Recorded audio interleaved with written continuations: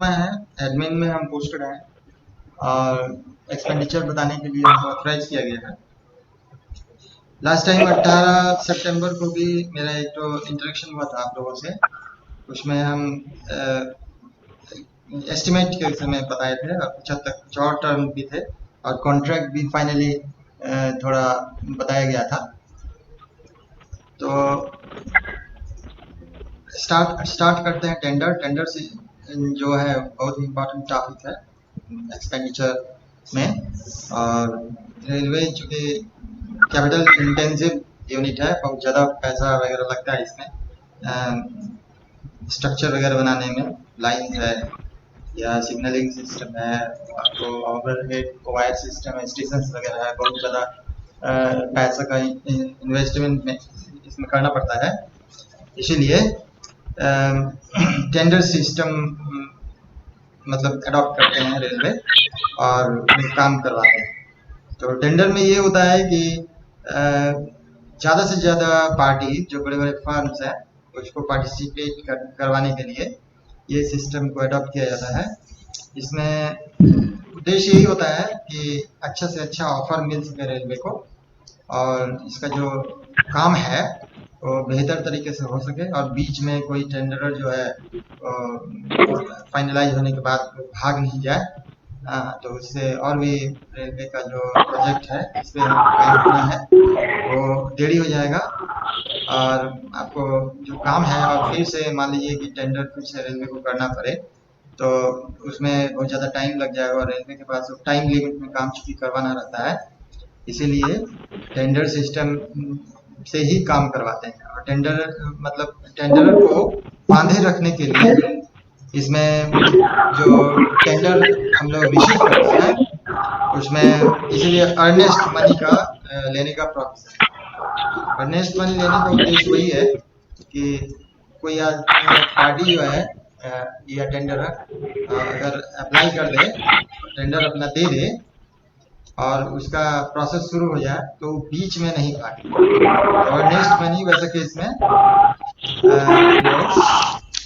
जो तो fix system से लेते हैं जो हम आपको बताएंगे वो सीज कर देते हैं, समझ रहे हैं ना। तो इसीलिए डर से फाइनेंशियल लॉस हो जाएगा ना टेंडर को, भाई अरबों अरबों रुपए का टेंडर होता है और अगर मान लीजिए वो टेंडर मतलब में सिस्टम में भाग ले करके पीछे फिर पीछे अगर वो भाग जाए तो उसको उसको भयंकर लॉस होगा। इसीलिए उससे बचने के लिए ये सिस्टम अडॉप्ट करते हैं। अर्नेस्ट मनी जो है इसका एक तो रेट होता है, इस मतलब टेंडर लेने के बाद उसको टेंडर को उस रेट से उसमें डीडी के माध्यम से या अदर फॉर्म्स ऑफ डिपॉजिट जो है उसके थ्रू जमा करना पड़ता है अपना टेंडर ऑफर के साथ उसको उस मतलब मॉनेटरी वैल्यू का इंस्ट्रूमेंट भी उसको अटैच करना पड़ता है। तो इसमें ये है कि अगर 1 करोड़ रुपए तक का काम है कोई किसी पार्टी का रेलवे में वो करना चाहता है और टेंडर अप्लाई किया है तो उसका 2% के हिसाब से उसमें वो पैसा जमा करना पड़ेगा। जो परमिसिबल सिस्टम है जैसे आपको डीडी फीडे हुआ या और भी ऑनलाइन सिस्टम हुआ उससे उसको देना है। 2% लेते हैं। 1 करोड़ से ज़्यादा का अगर टेंडर होगा तो उसमें 1 करोड़ का 2% 2 लैक्स होता है और 1 करोड़ से ज़्यादा का अगर होता है अगर टेंडर तो उसमें 2 लाख हो गया, एक मतलब 1 करोड़ का। अब प्लस जो एडिशनल जो टेंडर वैल्यू है उसका 0.5% से उसमें अटैच करते हैं। फॉर एग्जाम्पल अगर 2 करोड़ का है तो मतलब पहला पहला 1 करोड़ का 2 लाख हो गया और नेक्स्ट जो 1 करोड़ है उसका 0.5% कर लीजिए कितना होगा, 3 लाख लगता है हो जाएगा। तो 2,50,000 उसको का उसका अर्नेस्ट मनी उसको देना पड़ेगा। कितनों का काम हुआ मतलब कितना भी वैल्यू का काम मतलब के लिए वो टेंडर दे रहा है टेंडर, तो हमको जो अर्नेस्ट मनी वो दे सकता है उसका मैक्सिमम लिमिट है 1 करोड़ रुपए। 1 करोड़ रुपया मैक्सिमम अर्नेस्ट मनी कोई भी पार्टी रेलवे को जमा करेगा अपने टेंडर फॉर्म के साथ अटैच करेगा उसको। ये अर्नेस्ट मनी जो होता है रिफंडेबल भी है।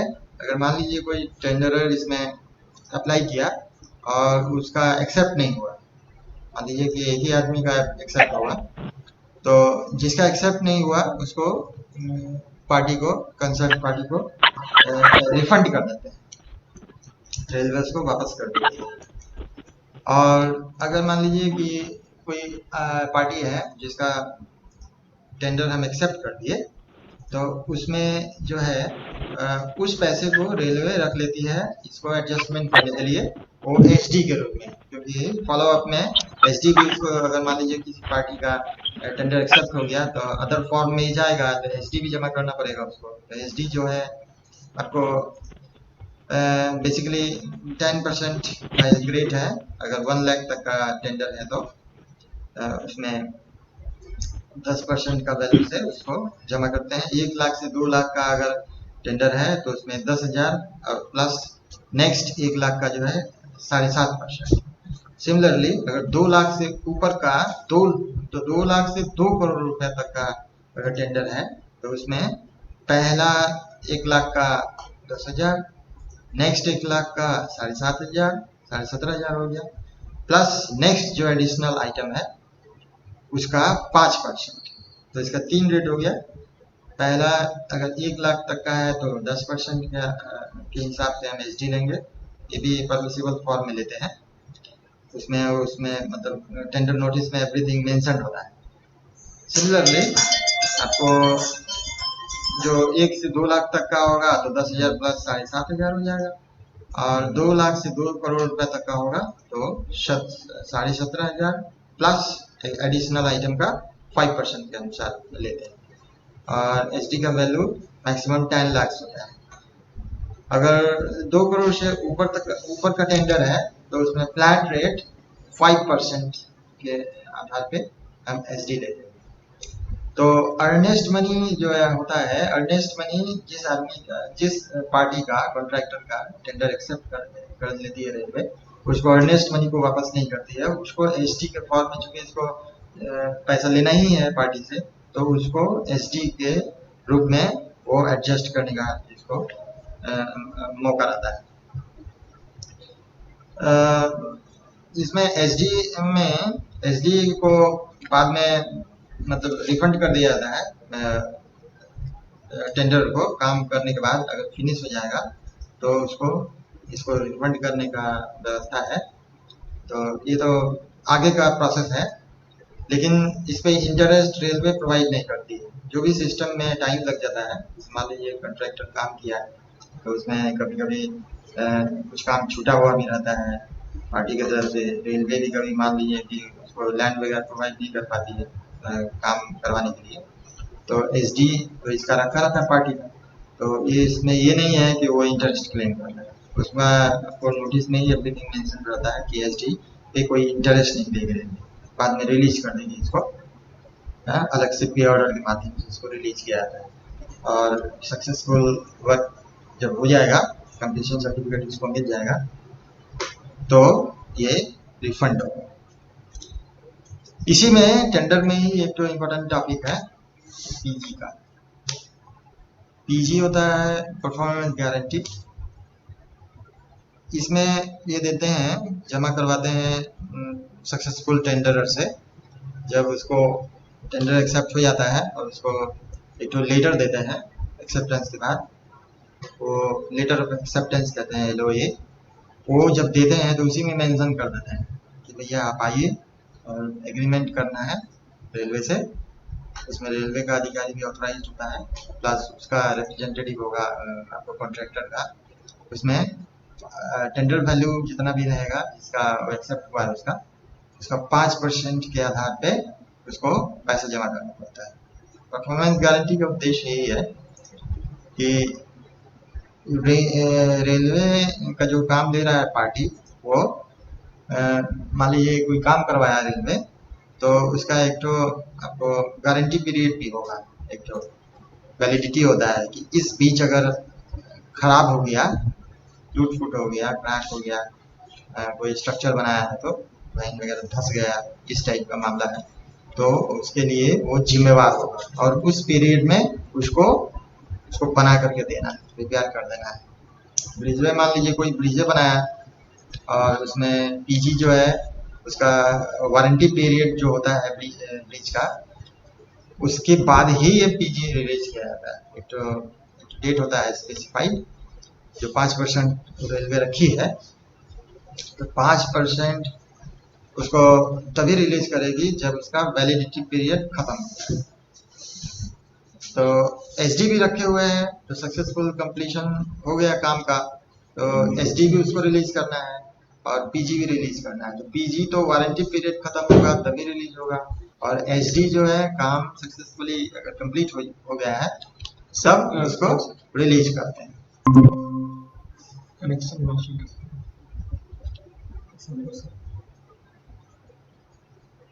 तो 1 मिनट पहले जो भी बोले होंगे लास्ट सेंटेंस वो फिर से बताओ। ओके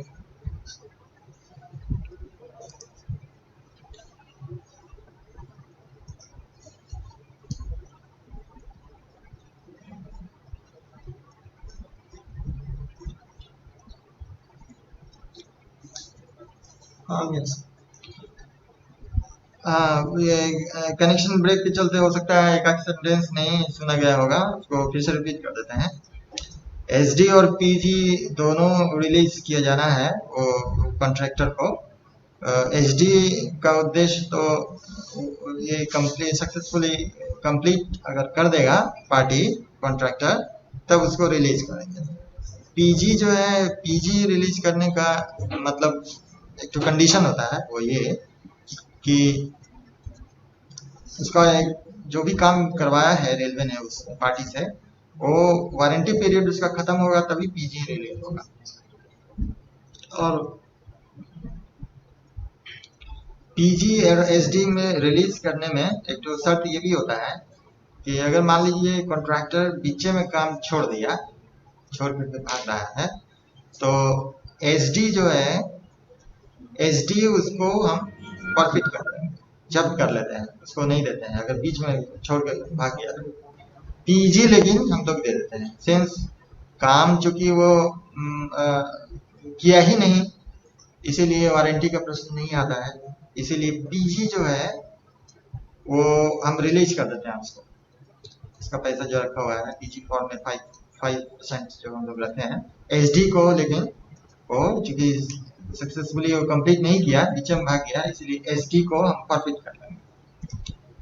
तो पीजी और एसडी में ये रिलीज होता है, यही अंतर होता है। एसडी जो होता है आपको कभी कभी पार्टी जो है कॉन्ट्रैक्टर्स एट ए टाइम जमा नहीं करता है, तो इसको जो है वैसा पार्टी के केस में जब मान लीजिए कि काम करते जाएगा पार्टी बीच बीच में, क्योंकि बहुत लॉन्ग टाइम तक चलता है काम, तो बीच में जो है आपको बीच बीच में उसको पैसा भी देते हैं, उसको ऑन अकाउंट बिल कहते हैं। जैसे पहला हुआ मान लीजिए 1 महीना में 2 महीना में बिल हुआ, फिर मान लीजिए काम उसका ऑलरेडी कंटिन्यूस चल रहा है तो नेक्स्ट 15 दिन में, 20 दिन में, 25 दिन में उसको फिर से नेक्स्ट बिल देना पड़ता है।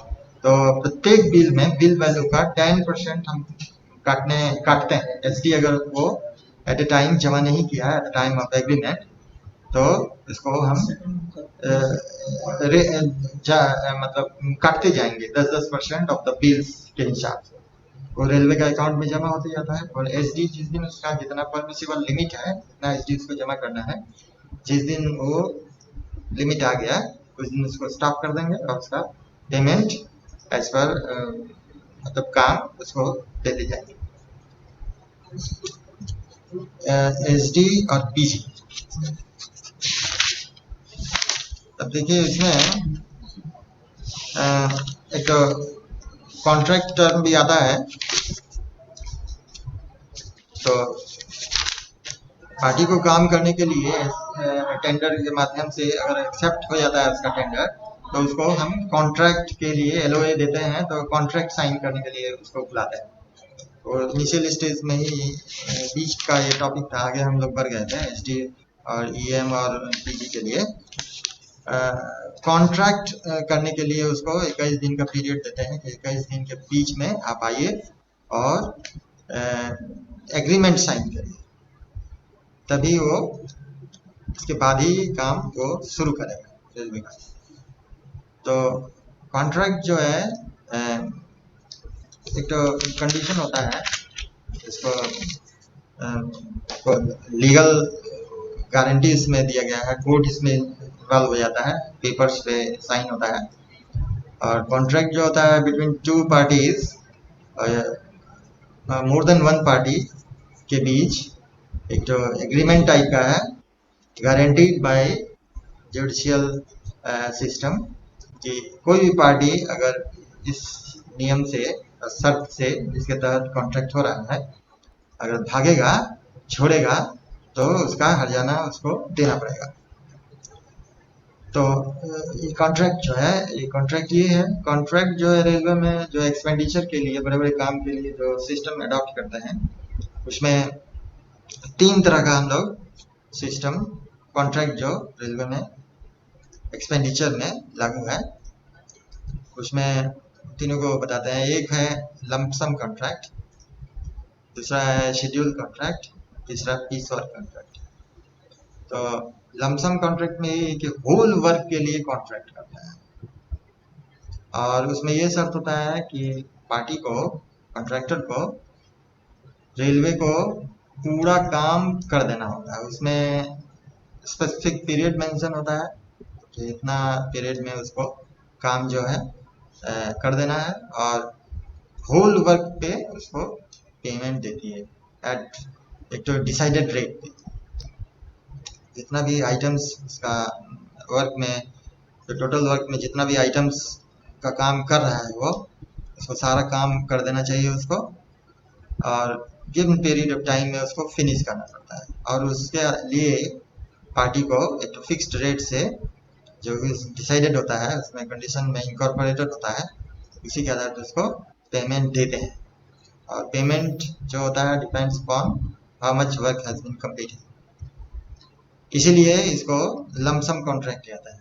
काम जब पूरा खत्म हो जाएगा तभी उसको पेमेंट के लिए वो रेलवे बाउंड होगा। दूसरा है शेड्यूल कॉन्ट्रैक्ट। शेड्यूल कॉन्ट्रैक्ट में हल्का सा थोड़ा अंतर है, पीरियड वही रहता है, within a given period of time उसको वर्क को कंप्लीट करना है, as per specification whatever is provided in the contract, उसी के अनुसार उसको काम करना है। फिक्स्ड यूनिट रेट पे उसको जो काम किया रहा है इंडिविजुअल, उसको टोटल वर्क है उसका छोटा छोटा पार्ट पे के लिए हम लोग एक तो फिक्स्ड रेट उसमें इनकॉर्पोरेट किए हुए रहते हैं, उसी पे आधार पे उसको पेमेंट होता है। इसमें ये है कि टोटल का कॉन्सेप्ट नहीं है, मतलब इंडिविजुअल वर्क जो अलग अलग काम उसमें घुसा हुआ है, उसको जैसे जैसे पार्टी करते जाएगा, उसी तो वो अपना बिल फाइल करेगा, देगा रेलवे को, और उसका पेमेंट होते जाएगा। जितना काम करेगा उसी के आधार पर उसको पेमेंट देगी। तीसरा है piece work contract. Piece work में ये होता है कि काम जो ही है अलग अलग लोगों को बांटा जाता है, एक आदमी को नहीं देते हैं काम। टोटल काम जो होता है कई खंड में बटा रहता है, और सबके लिए अलग अलग कॉन्ट्रैक्टर से भी रेलवे कॉन्ट्रैक्ट करती है, और या नहीं तो ये क्या एक पार्टी ही अगर कर रहा है तो उसके लिए अलग अलग पेमेंट का सिस्टम होगा।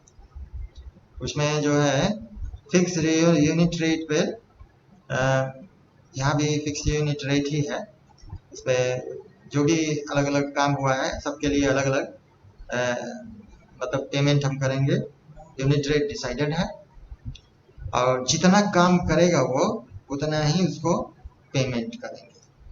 तो हल्का शेड्यूल वाला से थोड़ा हल्का डिफरेंस इस मामले में है कि ये काम का होल वर्क ही छोटा छोटा खंड में डिवाइडेड होता है। देखिए इसी से एक जो कॉन्ट्रैक्ट हम लोग डिस्कस किए, इसी में एक और टर्म है जो कंपनी के विषय में बताते हैं आपको, DFCCIL का शॉर्ट फॉर्म में आपको पूछ भी सकता है, dedicated freight corridor corporation of India limited, इसका फुल फॉर्म होता है और ये जो कंपनी है, कंपनी एक्ट के माध्यम से, और ईस्टर्न और वेस्टर्न कॉरिडोर का काम करने के लिए ये कंपनी बनाया गया था। दिसंबर 19 में इसको होना कंप्लीट हो जाना चाहिए था, लेकिन अभी थोड़ा हल्का सा डिले चल रहा है। और ये जो है फॉरेन फंडेड ये प्रोजेक्ट है।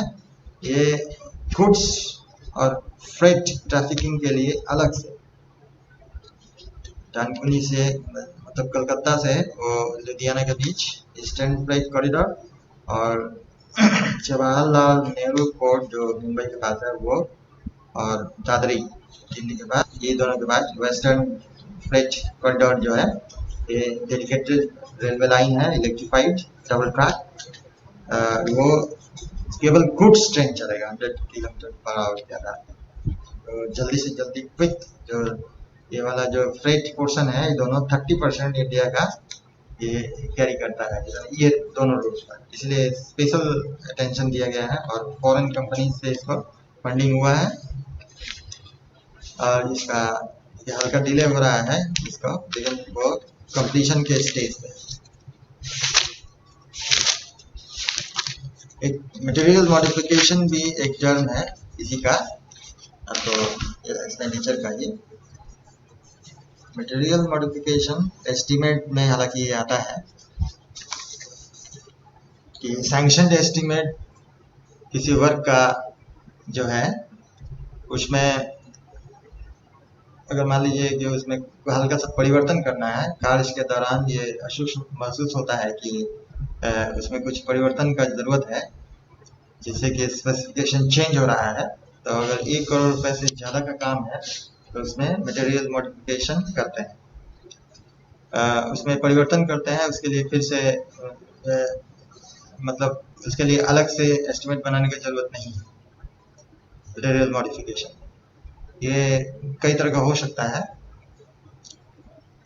तो जिस मान लीजिए कोई ट्रेन चला रहे हैं, नया ट्रेन, और उसमें एक इंजन लगाना है, पहले से डिसाइडेड है, 20 ठो कोच है, और बाद में ये पता चला कि नहीं, ये इसका स्पीड जो दिया गया है प्रोवाइडेड एस्टिमेट में वो उससे काम नहीं चलेगा, उसको बढ़ाना है। मान लीजिए कि इसका हाई पावर का इंजन लगाना है, मान लीजिए 4000 HP का इंजन लगना है इसमें, और उसमें उसको परिवर्तन कर करके 6000 मतलब पावर का इंजन लगाना है। तो उसमें जो चूंकि एस्टिमेट में हम थोड़ा सा हल्का सा अल्टरेशन कर रहे हैं, इसलिए ऐसा काम को हम मटेरियल मॉडिफिकेशन का कैटेगरी में रखेंगे। सिमिलरली अगर ये जो फाइनल लोकेशन सर्वे के आधार पे तो लाइन डिसाइडेड है, मान लीजिए 100 किलोमीटर का लाइन है, जिसमें कोई बीच में अगर बन ही रहा है, बनने का स्टेज में ही पता चला कि बीच में हल्का सा ब्रेक है, जैसे मान लीजिए कि लाइनें धंस गया, अब मिट्टी भरा रहा है, उसी समय धंस गया, तो उसका रूट डाइवर्ट करना है। और रूट डाइवर्शन करने से अगर मान लीजिए कि मोर देन 1 किलोमीटर का अंतर आ रहा है, तो उसमें उसके लिए जो एडिशनल एक्सपेंसेस होगा उसमें मोर देन 1 करोड़ का, तो वो भी एक तो मटेरियल मॉडिफिकेशन का कैटेगरी में रखेंगे। इसी तरह एक सिग्नलिंग सिस्टम मान लीजिए कि है, सिग्नलिंग सिस्टम जो डिसाइडेड है एस्टिमेट में कोई रेलवे लाइन का रूट पे, अगर सिग्नलिंग सिस्टम मान लीजिए कि पहले मैकेनिकल सिस्टम डिसाइड किए थे, अब बाद में उसको इलेक्ट्रिकल सिस्टम आ गया विदेश से, और उसको उसमें फिट करना है वो सिग्नल, तो मान लीजिए बहुत ज़्यादा का कॉस्ट का डिफरेंस आ जाता है, और उसका वैल्यू अगर मोर देन 1 करोड़ है, तो इसको भी मटेरियल मॉडिफिकेशन के कैटेगरी में लाते हैं। तो इसी तरह का मतलब सैंक्शनड एस्टिमेट किसी काम का है, और उसमें अगर ऐसा परिवर्तन करना है, बीच में हम लोग डिसाइड कर लिए कि नहीं, या प्रशासन डिसाइड कर लिया कि नहीं, इसमें इतना परिवर्तन करना है, जो हम आपको डिस्कस किए 3 पॉइंट, और भी बहुत पॉइंट्स हो सकते हैं इसमें, तो उसको मटेरियल मॉडिफिकेशन के कैटेगरी में डालते हैं। तो ये जो है बड़ा बड़ा काम के केस में होता है, जो कि जो एस्टिमेट जो होता है वो रेलवे बोर्ड का सैंक्शन एस्टिमेट होता है, वैसा में ये एप्लीकेबल। और एक क्वेश्चन है, हेलो। हाँ सर, एक क्वेश्चन है। हाँ बोला जाए।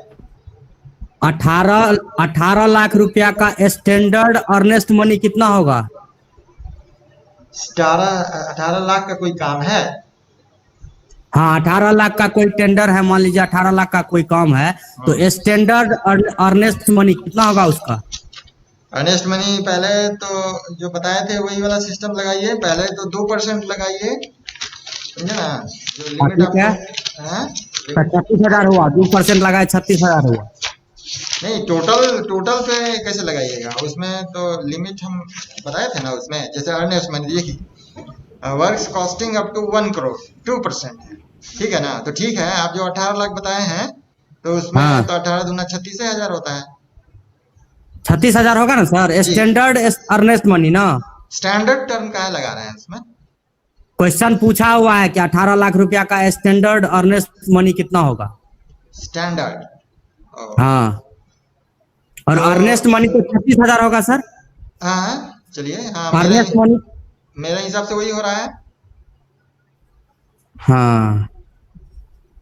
स्टैंडर्ड का सर कुछ बताइए, उसके बारे में कोई जानकारी नहीं है, पता नहीं, क्वेश्चन दे दिया, answer none of the above दिया है। स्टैंडर्ड। हाँ, स्टैंडर्ड अर्नेस्ट मनी ऑप्शन है सर, स्टैंडर्ड। 20,000, 25,000, ऐसे ऐसे करके ऑप्शन है, एक नन ऑफ द अबव है, और नन ऑफ द अबव उत्तर दे रहा, पता नहीं चल रहा है कि क्या होगा एग्जैक्ट। हम लोग तो वही निकाल रहे हैं कि अगर टेंडर 1 करोड़ तक का है तो 2% होगा, 1 करोड़ से ज्यादा का होगा तो फिर आधा % और लगेगा, इसके अनुसार तो 36,000 होना चाहिए, लेकिन इसमें एक शब्द जोड़ दिया गया है स्टैंडर्ड। हम्म। तो स्टैंडर्ड अब तो क्या होगा? मेरे लिए भी ये मित्र नया टर्म है ये। एक तो स्टैंडिंग अर्नेस्ट मनी एक तो टर्म हुआ करता था पहले, अच्छा, स्टैंडिंग टर्म, समझे ना। तो हो सकता है उसी से रिलेटेड हो। नहीं, तो सुनिए ना, स्टैंडिंग का इसमें मतलब ये था, हम्म। स्टैंडिंग अर्नेस्ट मनी का, कि जैसे देखिए मान हम्म। लीजिए कोई पार्टी है, कॉन्ट्रैक्टर्स जो होता है ना, रेलवे का जो काम करता है ना, वो जी वो बड़े बड़े कॉन्ट्रैक्टर्स होते हैं, वो रेलवे का काम करता है, समझे ना। ठीक है। तो अब जैसे फीस मान तो लीजिए। 100 के अराउंड में दिया जाता है ना। जी। हेलो। हाँ बोलिए सर, बोलिए। हम ये बोल रहे हैं ना, स्टैंडिंग वाला जो अर्नेस्ट मनी का टर्म जो हम बता रहे थे ना, स्टैंडिंग वाला हाँ। मतलब यही होता है कि कोई भी, जैसे मान लीजिए कोई सॉरी कॉन्ट्रैक्टर है, वो रेलवे का काम हाँ कर रहा है, जैसे मान लीजिए यहाँ पे टेंडर निकला हाजीपुर में, तो यहाँ भी भर ठीक है। दिया, समझे। ठीक है। भुवनेश्वर में निकला तो वहां भी भर दिया, सिमिलरली ठीक है। बॉम्बे में निकला वहां भी भर दिया। तो यहाँ जो है अर्नेस्ट मनी मान लीजिए अपना टेंडर में डाला था, ठीक है ना, जाहिर है ठीक है। जब जब टेंडर टेंडर अप्लाई करेगा तो अर्नेस्ट मनी उसमें अटैच करेगा, ठीक है ना। मान लीजिए कि यहाँ पे उसका टेंडर मतलब डिसऑनर हो गया, नहीं मिला उसको, और ठीक है। वो भुवनेश्वर में भी डाले हुए हैं, मुंबई में भी डाले हुए हैं, मान लीजिए मुंबई वाला टेंडर उसको मिल गया, तो ठीक है। ये अर्नेस्ट मनी जो है, ये रिफंड नहीं लेगा, काहे कि ये जान रिफंड रहा तो है। नहीं होगा सर। जी। सर जब सर ये बात है कि जब हम टेंडर फॉर्म भरे, अर्नेस्ट मनी उसके साथ जमा किए और हमको टेंडर मिल गया, हमको लेना ही नहीं है, तो अर्नेस्ट मनी थोड़े ना लौटाया जाता है। हाँ हाँ, देखिए अगर एक्सेप्ट हो जाएगा तब नहीं लौटाया जाता है, समझे। हाँ। हाँ एक्सेप्ट बिल्कुल। हो गया तब ना। तो हम क्या हाँ। बोल रहे हैं आपको, हम ये बोल रहे हैं कि एक्सेप्ट ही नहीं हुआ, मान लीजिए कि हाजीपुर वाला जो है टेंडर उस पार्टी का, ये अच्छा एक्सेप्ट नहीं हुआ, तो इसको तो ठीक है, रिफंड तो मिलेगा ना। बिल्कुल बिल्कुल मिल जाएगा। लेकिन लेकिन स्टैंडिंग जो अर्नेस्ट मनी चूंकि हम एक्सप्लेन कर रहे हैं, तो उसका सेंस हम्म। ये है कि वो जो है पार्टी चूंकि उसका काम कई जगह चल रहा है, समझे ना, कई जगह टेंडर अप्लाई करता है, तो वो अर्नेस्ट मनी यहाँ से नहीं लेगा, वो रिफंड नहीं लेगा, और वो भुवनेश्वर वाला में वो इसी को मेंशन कर देगा, समझे ना। ये हम अर्नेस्ट मनी ये यहाँ पे हाजीपुर में अप्लाई किए थे, उसका ये डिटेल्स है, और उसको मतलब खाली डिटेल्स में लगा देगा, समझे ना। तो अच्छा। इसको इसी को स्टैंडिंग अर्नेस्ट मनी कहते हैं। वो रेलवे का अकाउंट में पड़ा रहेगा, ठीक है ना, और हम्म। बाद में उसका उपयोग कर लेगी ये, इसे ओ। वो वैसा। लेकिन अब जो है वो लागू नहीं होता, अब खत्म हो गया वो सिस्टम, पहले हुआ करता था, हम पहले ही बोले थे कि पहले अच्छा। ये चलता था, लेकिन अब जो है वो ये टर्म भी खत्म हो गया। तो आप जो स्टैंडिंग अर्नेस्ट मनी का बात किए हैं, स्टैंडर्ड हाँ। स्टैंडर्ड, तो स्टैंडर्ड स्टैंडर्ड। लगता है मेरे लिए थोड़ा नया है, तो इसको आप हम पता कर लेते हैं, ठीक है ना। और आप मेरे पास आइएगा, एडमिन में है हम इसको एक्सप्लेन करने का कोशिश करेंगे, ठीक है मेरे। ठीक है sir, thank you, thank you. हाँ, देखिए, ये टेंडर हम लोग बता रहे थे, तो टेंडर के विषय के सिलसिले में ही एक तो ब्रीफिंग नोट टर्म आता है, समझे ना। तो टेंडर जब हम लोग किसी पार्टी का प्रोसेस करते हैं, समझे ना, और उसका ये टेंडर एकाएक जो हम लोग बता दिए कि काम तक पहुंच गए, तो ये बहुत ही कॉम्प्लेक्स प्रोसेस है। टेंडर के बाद जो है, जिस पार्टी का टेंडर एक्सेप्ट हुआ, उसमें हम लोग जो पार्टी है, जो टेंडर है, उसको कंपैरेटिव स्टेटमेंट बनाते हैं, समझे ना। कंपैरेटिव स्टेटमेंट में ही जितने भी टेंडरर हैं, जितने लोग अप्लाई किया था, उसको जो है रेट वगैरह का और कंडीशंस वगैरह का एक तो कंपैरेटिव स्टेटमेंट बनाते हैं, उसको कंपैरेटिव स्टेटमेंट कहते हैं। उसका भी कंपैरेटिव कौन बनाता है सर? कंपैरेटिव शेड्यूल कौन बनाता है? कंपैरेटिव हाँ कंपैरेटिव सर, कौन? जिस डिपार्टमेंट का काम है, वहाँ पे उसका जो बाबू होगा, वो लोग उसको कंपाइल करता है। कार्यकारी या लेखा? जी, नहीं नहीं कार्यकारी नहीं विभाग नहीं बनाता नहीं, है। एग्जीक्यूटिव जिसका जैसे मान लीजिए इंजीनियरिंग डिपार्टमेंट में टेंडर निकला है, ठीक है ना, तो वह उसी का जो कंसर्न आदमी है टेंडर सेक्शन का, वो बनाएगा। सिमिलरली अगर मान लीजिए स्टोर्स से संबंधित है, तो स्टोर्स हालांकि हम लोग नहीं डिस्कस कर रहे हैं यहाँ, तो स्टोर्स का आदमी वहां पे बनाएगा, अकाउंट्स वाला नहीं बनाएगा। अकाउंट्स वाला का काम क्या है? चेकिंग काम है प्लस वेटिंग काम है। तो अभी हम लोग यहाँ पे टर्म यूज किए थे, जैसे कंपैरेटिव स्टेटमेंट, वो लोग बना करके वो अकाउंट्स वाले को देता है वेटिंग करने के लिए, समझे ना। तो जो कंपैरेटिव स्टेटमेंट है, उसका वेटिंग करते हैं। वेटिंग मतलब यही देखते हैं कि भाई वो जो सारा शर्त का जो है, सारे पेपर वो लोग लगाते हैं, टेंडर्स पेपर, और उसमें वो लोग देखते हैं, मतलब जो कंपैरेटिव स्टेटमेंट बना करके अकाउंट्स में भेजता है, तो अकाउंट्स वाला जो है, जो कंसर्न आदमी है जिसके पास आता है फाइनेंस में, तो वो उसको चेक करता है, ये पॉइंट ऑफ व्यू से कि जिस शर्त के आधार पे वो टेंडर अप्लाई किया है और रेलवे ने निकाला था टेंडर फॉर्म, वो सारा शर्तों का पालन हो रहा है कि नहीं, अर्नेस्ट मनी वगैरह उसमें पार्टी ने जमा किया है कि नहीं, समझे ना। लास्ट परचेज रेट जिसपे वो आइटम कराया गया था रेलवे द्वारा, उसका लास्ट परचेज रेट वगैरह डाला हुआ है। अर्थमेटिकली जो करेक्ट है प्रोपोजिशन, जो डिटेल्स रहता है उसमें, जो काम कराना है उसको सैंक्शन एस्टिमेट उसके पास है कि नहीं, रेलवे के पास, समझे ना। सैंक्शन एस्टिमेट हो जाएगा तभी टेंडर मतलब इशू करते हैं रेलवे। और उसके बाद फिर मतलब ये कि जिस पैसे से काम कराना है भाई, उसके लिए पैसा चाहिए, तो उसका फंड प्रोविजन रेलवे के पास है कि नहीं। ये तमाम पॉइंट जो है ब्रीफिंग नोट में वो डाल करके भेजता है, और उसको अकाउंट्स वाला जो है ये सारा पॉइंट जो है एंगल से उसको चेक करता है, और वेट करके उसको देता है, समझे ना। इसके बाद जो है एक तो नेक्स्ट स्टेज आता है इसी में, टीसी का, टेंडर कमेटी फॉर्म होता है, वो भी इंजीनियरिंग में होगा। जैसे मान लीजिए इंजीनियरिंग का काम है, तो टेंडर ब्रीफिंग नोट वेटिंग करने के बाद जो उसके पास फिर से रिटर्न आएगा प्रपोजल, तो उसमें वो आपको टीसी बनाएगा। टीसी टेंडर कमेटी जो है, उसमें भी तो सिस्टम है, जैसे 20 लाख से नीचे का काम अगर हो रहा है, तो उसमें 2 ही मेंबर रहेगा, समझे ना। और 20 लाख से ऊपर का अगर काम है, तो उसमें 3 मेंबर होता है। तो 2 मेंबर क्या कौन कौन हो सकता है? एक तो जो कन्वेनर मेंबर होगा, जिसको काम का पूरा जानकारी होगा, समझे ना, और वो काम पहले भी करवाया है कि नहीं रेलवे ने, उसको जानकारी होगा किस टाइप का काम है वो जो रेलवे को करवाना है, इसके लिए कौन कौन एक्सपर्ट है सराउंडिंग एरिया में, उस किस रेट पे काम हुआ है, उसका टोटल जानकारी उसको होता है, इसीलिए उसको कन्वेनर मेंबर बनाया जाता है। एक तो जो दूसरा मेंबर होता है, बिलो 20 लाख का जो काम हो रहा है। दूसरा मेंबर जो होता है वो फाइनेंस से होता है। तो फाइनेंस वाला जो है आपको फाइनेंशियल एंगल से उसको जो है टेंडर्स वगैरह को चेकिंग करता है कि ये टेंडर जो है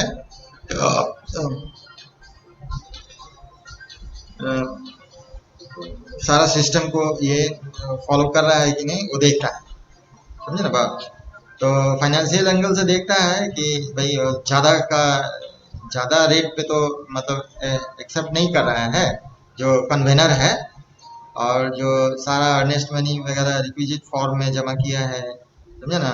टेंडर्स फॉर्म कितना बिका था, कितना रिसीव हुआ, प्रॉपर रिस्पांस के लिए वो भी चेकिंग करते हैं। और सीरियल में वो सजाया हुआ है कि नहीं। तो L1 जो होता है सबसे कम रेट वाला का होता है, फिर L2 डालते हैं तो उससे थोड़ा ज़्यादा रेट का होता है, सिमिलरली उससे ज़्यादा रेट का L3 हो जाएगा। ऐसी फॉर्म में वो आगे है कि नहीं ये सब देखता है टेंडर फाइनेंस मेंबर।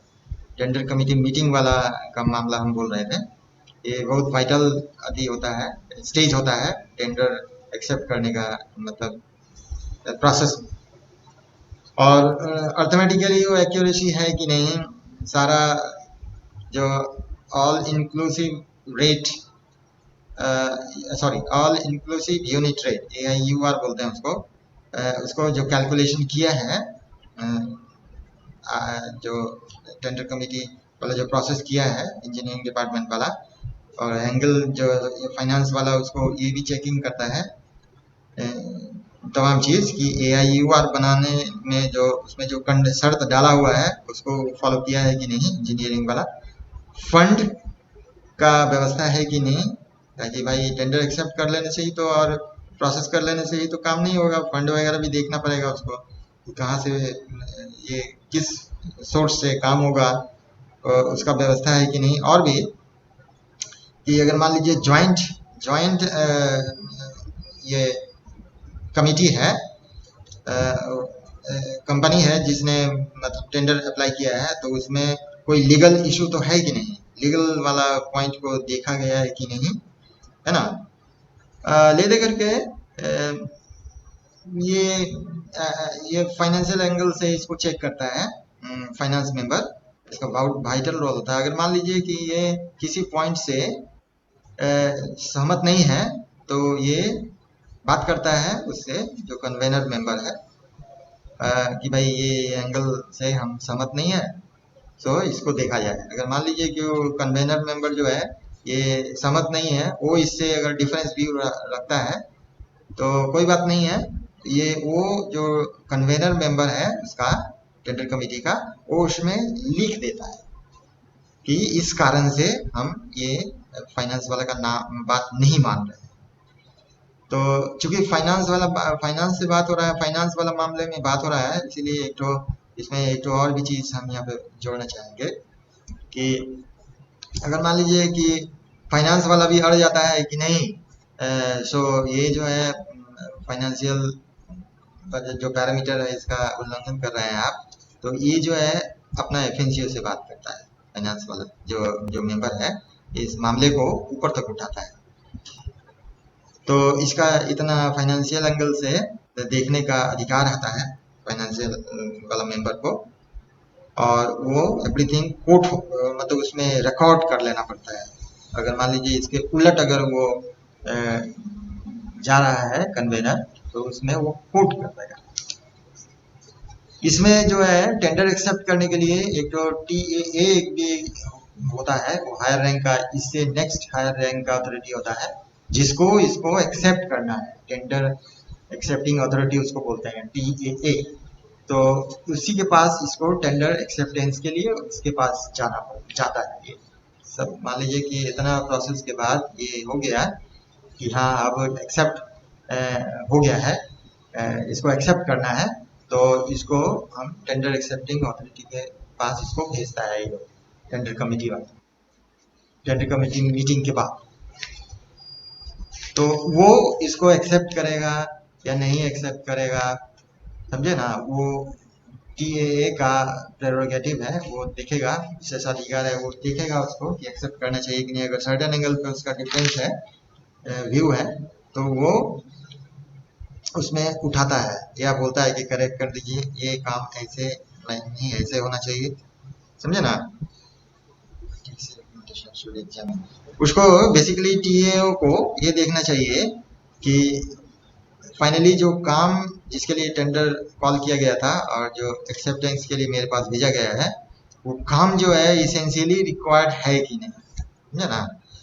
और वो फंड वाला प्रोविजन ये भी देखता है, टेंडर एक्सेप्टिंग अथॉरिटी जो फाइनली उसको एक्सेप्ट करने के लिए इसके पास आया है, ये इस एंगल से उसको देखता है कि पैसा उपलब्ध है कि नहीं ये काम करने के लिए जिसके लिए टेंडर एक्सेप्टेंस के लिए मेरे पास भेजा गया है, और ये काम जो है प्रॉपरली सैंक्शनड है कि नहीं, ये भी उसको देखेगा। और ये भी देखेगा कि ये टेंडर जो कॉल करने का स्टेज पे सफिशिएंट नोटिस दिया गया था कि नहीं। अगर मान लीजिए ओपन टेंडर सिस्टम से इसको डाला गया था, तो इसको मतलब पूरा पब्लिसाइज किया गया था कि नहीं। जैसे मान लीजिए इंटरनेट फॉर्म है, IREPS फॉर्म है, फिर आपको ऑफिस बिल्डिंग के सामने नोटिस बोर्ड पे है, न्यूज़पेपर्स में है, और वेरियस माध्यम से इसको पब्लिसाइज किया गया था कि नहीं, जिससे कि सभी जो भी इंटरेस्टेड कॉन्ट्रैक्टर्स है उसमें इंटरेस्ट लेकर के इसमें उसको मौका दिया हुआ है कि नहीं, सफिशिएंट टाइम मिलना चाहिए। बेसिकली 21 दिन, 30 दिन, फिर आपको 14 दिन भी कुछ केस में स्टैंडर्ड टाइमिंग होता है जो टेंडर ओपनिंग करने के लिए टाइम दिया जाता है, depending upon value of the tender. जितना बड़ा काम होगा वो 1 महीने तक टेंडर नोटिस हम लोग सफिशिएंट टाइम देते हैं उसको, पार्टीज को, कि वो भर सके। तो ये भी एंगल से इसको टेंडर एक्सेप्टिंग अथॉरिटी देखता है कि इसका सफिशिएंट नोटिस दिया गया था कि नहीं, सफिशिएंट टाइम दिया गया था कि नहीं, जिससे कि कोई पार्टी जो इंटरेस्टेड पार्टी है जिनको टेंडर भरना था वो भर सके। फिर आपको ये भी चीज देखता है, एक और एंगल देखता है वो, कि जो टेंडर कॉल किए थे उससे जितना टेंडर फॉर्म बिका उतना या उससे कम, कितना कम टेंडर हमारे को रिसीव हुआ, तो उससे रिस्पांस पता चल जाता है कि हाँ एडिक्वेट रिस्पांस मिला है कि नहीं। जैसे मान लीजिए 10 टेंडर अप्लाई किया, नहीं 10 मान लीजिए टेंडर फॉर्म हम बेचे थे और 10 का 10 अप्लाई कर दिया, बहुत अच्छा माना जाएगा, इसका रिस्पांस बहुत अच्छा था। अगर मान लीजिए 2 ही टेंडर डाला तो ये बहुत पुअर रिस्पांस है, तो ये उसका अधिकार हो जाएगा टेंडर एक्सेप्टिंग अथॉरिटी को कि उसको डिस्चार्ज भी कर सकता है, क्योंकि उसका प्रॉपर रिस्पांस है नहीं। अब दो जो है आपको कार्टेल बन गया होगा, टेंडर वाला जो है अपना ग्रुप बना लिया होगा, तो वैसा केस में रेलवे को अच्छा ऑफर नहीं मिलेगा। तो उस केस में अगर मान लीजिए काम बहुत ज़्यादा इसेंशियल नहीं है तो इसको ये कैंसिल भी कर सकता है, वो इसका टेंडर एक्सेप्टिंग अथॉरिटी का अधिकार क्षेत्र में आता है, समझे ना। तो पुअर रिस्पांस के केस में इसको अडॉप्ट करते हैं हम। फिर आपको और जो ऑफर्स आए हैं टेंडर कमिटी द्वारा, इसको एग्जामिन किया है कि नहीं, ये भी एंगल लोग देखता है। हम 2 मेंबर का बारे में बताए थे आपको कि 20 लाख से नीचे का काम है तो 2 मेंबर चलेगा, 20 लाख से ऊपर का काम होने से 3 मेंबर होना चाहिए। एक तो कन्वेनर रहेगा ही, ओरिजिनल डिपार्टमेंट जिसका काम है उसका कन्वेनर होता है, मेन आदमी वही होता है। उसके बाद एक तो फाइनेंस मेंबर तो होता ही होता है, इसमें भी फाइनेंस मेंबर होगा। एक तो थर्ड मेंबर होता है, अदर मेंबर जिसको बोलते हैं, वो भी इसमें होता है, वो other than accounts and engineering department. अगर इंजीनियरिंग डिपार्टमेंट का काम हो रहा है तो थर्ड मेंबर जो होता है वो अदर देन ये दोनों डिपार्टमेंट का होगा। लेकिन उसको जो है टेक्निकल मेंबर हम लोग बोलते हैं, थर्ड मेंबर को नहीं, समझे ना भैया। और वो जो है उसको जो है काम का जानकारी होना चाहिए, ऐसा ही आदमी को चुन करके लाते हैं। जिससे कि ये नहीं कि नौसिखवा नहीं आ जाए कि जो कोई इसका कोई रोल ही प्ले नहीं कर पाए। तो उसको भी काम का जानकारी होता है, मार्केट कंडीशंस का जानकारी होता है, वैसा ही आदमी को इसमें लाते हैं। वो जो है वो आदमी देखता क्या है, तो रीजनेबलनेस ऑफ रेट भी देखता है। वो जो काम जिस रेट पे हमको करवाना है वो रेट भी ये देखता है। हालांकि फाइनेंस वाला भी देखता है, लेकिन अदर देन फाइनेंस में वो भी आदमी जो थर्ड मेंबर है 20 लाख से ऊपर का चूंकि काम है, इसीलिए वो भी आदमी का ये काम हो जाता है रेट देखना कि कहीं अकाउंट्स वाला और ये दोनों तो मिल तो नहीं गया और वो अनड्यू फायदा तो नहीं पहुंचा रहा है। इसीलिए थर्ड मेंबर को रखा जाता है उसमें, क्योंकि काम बड़ा है, ये रेट का असेसमेंट वो लोग करता है। और ये भी देखता है कि एक समान uniform and consistent approach adopt किया गया है कि नहीं, ये टेंडर आपको जो एनालिसिस कर रहे हैं उसमें।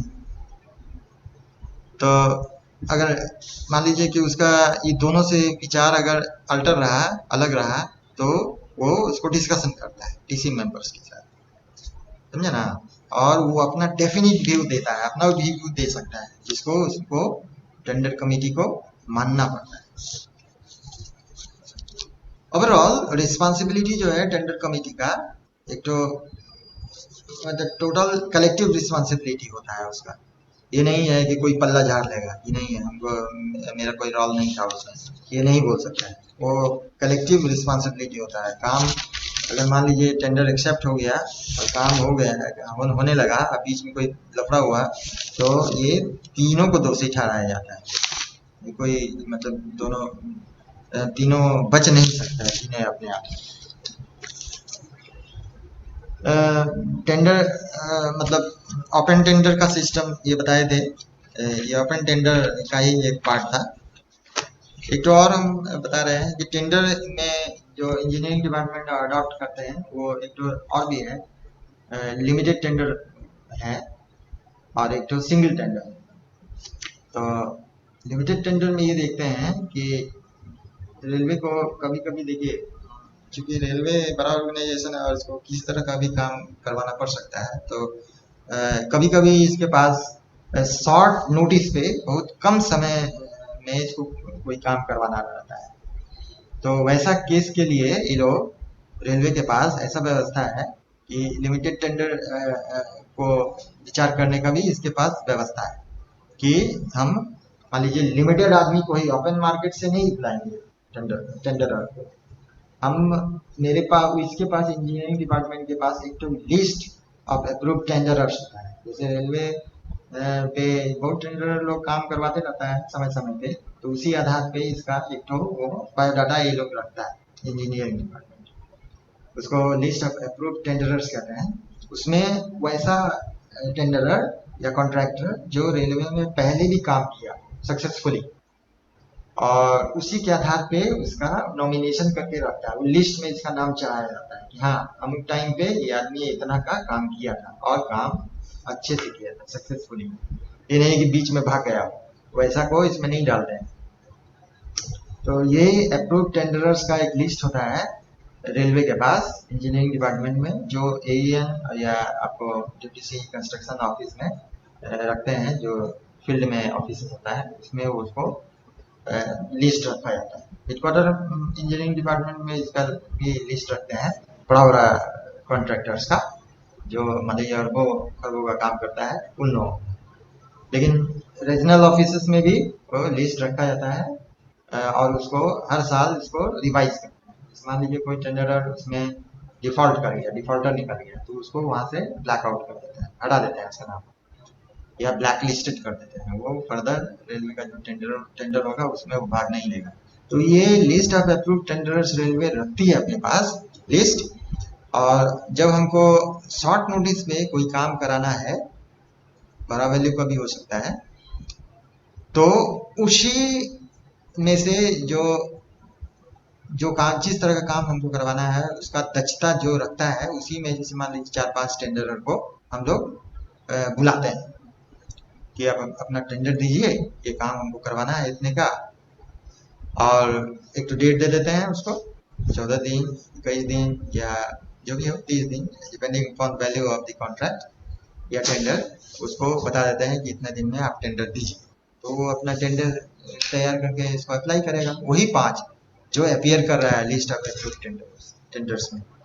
तो उसी से हम लोग ये टेंडर लेंगे, लेकर के उसी को खोलेंगे और उसी में L1, L2, L3 वो करके वो प्रोसेस में जाएंगे। जैसे बनाए थे comparative statement, tender committee meeting, members, tender acceptance, so on, everything वो सेम प्रोसेस में। लेकिन ये लिस्ट ऑफ अप्रूव्ड टेंडर से ही पिकअप किया हुआ है। ओपन टेंडर सिस्टम में हम नहीं गए हैं लिस्ट ऑफ अप्रूव्ड टेंडर से। तो ये भी एक तो सिस्टम है रेलवे का काम कराने का। एक तो है आपको इसी में सिंगल टेंडर का। तो सिंगल टेंडर में ऐसा सिस्टम है जिसमें रेलवे जो है एक तो पर्टिकुलर कॉन्ट्रैक्टर को ही कॉल करता है कि आप भैया आप टेंडर दिए, ये काम हमको करवाना है। ये वैसा केस में करते हैं, रेलवे करती है जब रेलवे के पास बहुत कम टाइम होता है, उतना ही टाइम में इसको काम कराना है। तो लिस्ट ऑफ अप्रूव्ड टेंडर्स में भी जाएगा तो दुनिया भर का लफड़ा होगा। मान लीजिए कि 5 लोगों से टेंडर हमको लेना है, फिर इसको कंपैरेटिव स्टेटमेंट बनाएंगे, फिर आपको टीसी बैठाएंगे, फिर तब आगे प्रोसेस में जाएंगे। इससे बचने के लिए क्विक ये स्टेज पे इसको काम कराना है, तो वैसा केस में ये सिंगल टेंडर सिस्टम हम लोग अडॉप्ट करते हैं। इसका एक तो लिमिट होता है सिंगल टेंडर वाला सिस्टम में कि एक ही पार्टी से हम लोग टेंडर कोट करते हैं। और जैसे मान लीजिए डिवीजन में काम करवाना है तो डीआरएम चूंकि उसका डिविजनल हेड होता है तो उसका एक तो पावर है, ये 20 लाख तक का काम सिंगल टेंडर से करवा सकता है डीआरएम। एक साल में 5 को काम करवा सकता है 1 करोड़ वैल्यू तक। 20 लाख का ईच दिए हैं तो मैक्सिमम लिमिट इसको दिया गया है कि 5 को काम ही करवा सकता है 1 करोड़ तक। अगर हेडक्वार्टर में का लिमिट में आता है पीएचओडी, जो प्रिंसिपल हेड ऑफ डिपार्टमेंट होते हैं किसी डिपार्टमेंट, जैसे इंजीनियरिंग ले लीजिए, तो इसको एक तो पावर है कि इतना तक का काम करवा सकते हैं। तो उसका लिमिट है 37.5 लाख एक ठो काम का। और एक साल में ये भी 4-5 को काम करवा सकता है। उसका फाइनेंशियल लिमिट है जो कि एक तो बुक में मेंटेन करते हैं प्रत्येक साल का, तो उसका लिमिट है 1.5 करोड़ कि इतना तक का काम ये सिंगल टेंडर के माध्यम से ये लोग करवा सकता है। सिंगल टेंडर में सेम सिस्टम फिर लगेगा कि टेंडर लाएंगे, फिर उसको टीसी कॉन्स्टिट्यूट करेंगे टेंडर कमेटी को, फिर उसमें फाइनेंशियल मेंबर होगा, फिर तो दूसरा मेंबर भी होगा depending upon limit of the value कि फिर आपको फिर टेंडर एक्सेप्टेंस होगा, फिर आपको कॉन्ट्रैक्ट के लिए बुलाएंगे, पीजी जमा करवाएंगे, हाँ, और तब कॉन्ट्रैक्ट करके तब उसको काम करवाएंगे। सेम सिस्टम इसमें फॉलो होता है। तो ये टेंडर सिस्टम ये वाला है, बहुत एग्जॉस्टिव सिस्टम है। देखिए एक तो नया कंसेप्ट है इसमें आपको IRPHM का, ये आपको फुल फॉर्म भी जरूर जानना चाहिए आपको।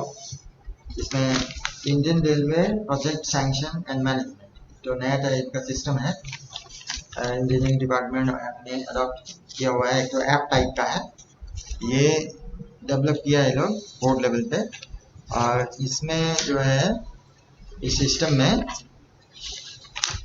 कोई भी जो टेंडर वाला काम है जिसमें महीनों लगता है, उसको एकदम शॉर्टन करने के लिए, उसको क्विक करने के लिए एक तो इसमें आपको क्रिस वाला जो ऑर्गेनाइजेशन है रेलवे का, इंफॉर्मेशन विंग, यही इसको डेवलप किया है प्राइमरी कम्युनिकेशन प्रोटोकॉल पे, HTTP पे इसको डेवलप किए हैं इंटरनेट पे, और उसी पे ये काम करता है। ये बहुत क्विक सिस्टम है। समझ लीजिए कि सारा जोनल हेडक्वार्टर्स और डिपार्टमेंटल ये पॉइंट वो बोर्ड से जुड़ा हुआ है और ऑनलाइन इसमें सब चीज होता है। आपको टेंडर पोर्ट होगा, फिर आपको एस्टिमेट भी बनेगा, फिर आपको बिल्स बिल्स भी होगा, बिल भी डाला जाएगा, पास होगा, फिर आपको कंप्लीशन रिपोर्ट बनेगा, सब कुछ इसको अतीये पे होगा। तो उसके पहले ये तो आपको सिस्टम में जाना पड़ेगा, तो इसमें डिवीजन, जनरल हेडक्वार्टर और रेलवे बोर्ड लेवल ये इंटरकनेक्टेड होगा ये ऐप में। डिवीजन में जो प्लान हेड कॉन्ट्रैक्टर होता है, वो सॉरी कोऑर्डिनेटर होता है, वो सीनियर डीएमई और सीनियर डीओएम वगैरह होता है, सीनियर डीईएम भी होता है, समझे ना। और जो डिपार्टमेंटल हेड है डिवीजन का वो तो डीआरएम ही है। जनरल रेलवे में आपको जो प्लान हेड कोऑर्डिनेटर होगा, जो आपको प्लान्स वगैरह बनाएंगे, एस्टिमेट बनाएंगे, वो पीएचओडी है। फिर आपको एक तो वर्क्स प्रोग्राम कोऑर्डिनेटर जो होगा सीपीडीई होगा। उसके बाद जनरल मैनेजर तो हेड होता ही है। रेलवे बोर्ड लेवल पे जो प्रोग्राम कोऑर्डिनेटर होगा वो executive director civil engineering general होता है, बोर्ड में बैठता है, वो है। और बाद में ऊपर में तो है ही रेलवे मिनिस्टर, जान ही रहे हैं। तो ये वाला इसमें जो है, जो एकदम ग्रास रूट लेवल से जो प्रोग्राम बनाते हैं, वर्क प्रोग्राम वगैरह, उसको फिर कई स्टेज में इन्वॉल्व होता है। वर्क प्रोग्राम बनाएंगे, फिर उसके बाद उस पर कुछ घटाएंगे बढ़ाएंगे, फिर उनको सीनियर डीएम के पास जाएगा, फिर आपको फिर डीआरएम के पास जाएगा। इसमें कई स्टेज होता है। तो ई ऑफिस आजकल डेवलप हो गया है इस सिस्टम में। तो समझ लीजिए कि ऑनलाइन है ही, कंप्यूटर से ही, कंप्यूटर टू कंप्यूटर ट्रांसमिशन होकर के इसको मतलब जल्दी जल्दी इसको सारा चीज बन जाता है। और अगर मान लीजिए कि बोर्ड लेवल पे इसका अप्रूवल लेना है तो आप चाहिएगा तो मतलब विद इन मिनट आपको इवन बोर्ड तक भी ये सैंक्शन हम लोग ले सकते हैं। इस सिस्टम पे इतना इतना फास्ट है। और किसी भाई स्टाफ को भी ज़्यादा टीए वगैरह नहीं देना पड़ेगा, और क्विक भी है। महीनों जो झूलता था वो सिस्टम इसमें हट गया एकदम, तो क्विक इसका डिस्पोजल हो सकता है। तो ये वाला जो IRPSM सिस्टम है, इसमें जो भी प्रोग्राम बनाते हैं, वर्क्स प्रोग्राम वगैरह, इसका फाइनल स्टेज तक जाने में कोई टाइम नहीं लगता है, बशर्ते कि एवरीथिंग तैयार हो।